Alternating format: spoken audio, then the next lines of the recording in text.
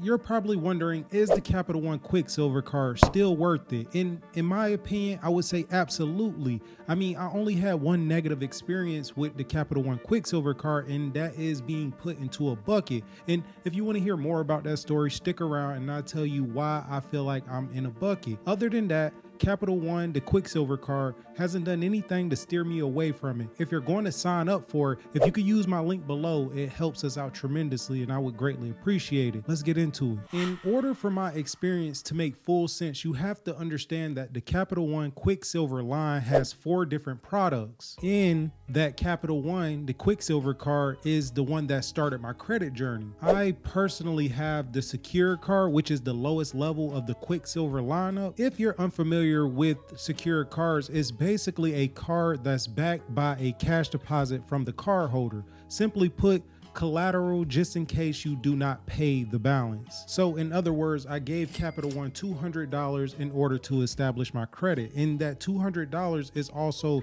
your credit limit. So you can't spend more than the $200, hence the collateral just in case you do not pay your balance. And of course, all cards have negatives. Like this one does not have a sign-on bonus, but I believe that's actually fair considering they're giving you an opportunity to build your credit while earning cash back, because you still do get 1.5% cash back on the Secure card, which I was super excited about when I first got it. And also there's no annual fees. And if you know me any, you know I love the cards with no annual fees. And this card is best for people who are trying to establish your credit or build their credit. But let's talk about why I feel like I'm in this bucket. So I had the Capital One Quicksilver card for a significant amount of time, I would say, and I haven't got any offers for an upgrade or a credit limit increase. At this point, my credit score is good, and you're probably thinking just give it time, but I got this card around a similar time as a friend, and they already got offers for upgrades and credit limit increases, and their credit hasn't changed much since the time of opening their first card. And not to talk down on my friend, I love you if you're watching this, but it's just something that I've realized because I've actually tried to contact Capital One to do a product change. And in that process, I realized that I wasn't going to get that product change I was asking for simply because I was not eligible, which after having the card for the amount of time I had it, I would have thought maybe I would have got an offer. I probably wouldn't have took it, but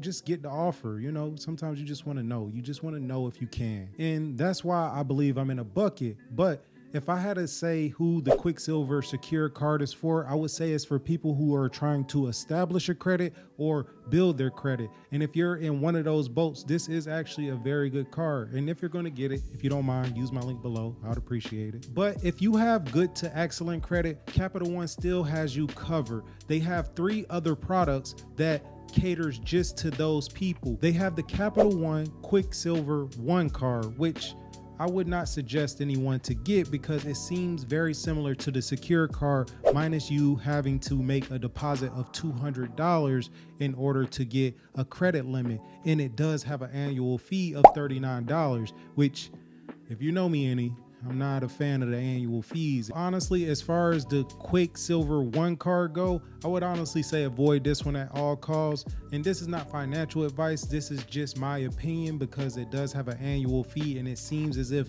it does not have many different offers as the Secure card or the card above that one, which is Quicksilver rewards for good credit. And I would say this has very little difference from the other 2 cards that we spoke about because the only difference is it doesn't have an annual fee like the Quicksilver One card, and it does not have a deposit of $200 required like the Secure card. So I guess that's a step up, but I honestly would say avoid this one if you can and try to go for the card up, which is the Quicksilver Rewards card, which this one comes with a sign-on bonus of $200 after you spend $500 within 3 months of opening this card, which I think is cool. You know, I'm not the biggest fan of sign-on bonuses, but this one is actually pretty obtainable.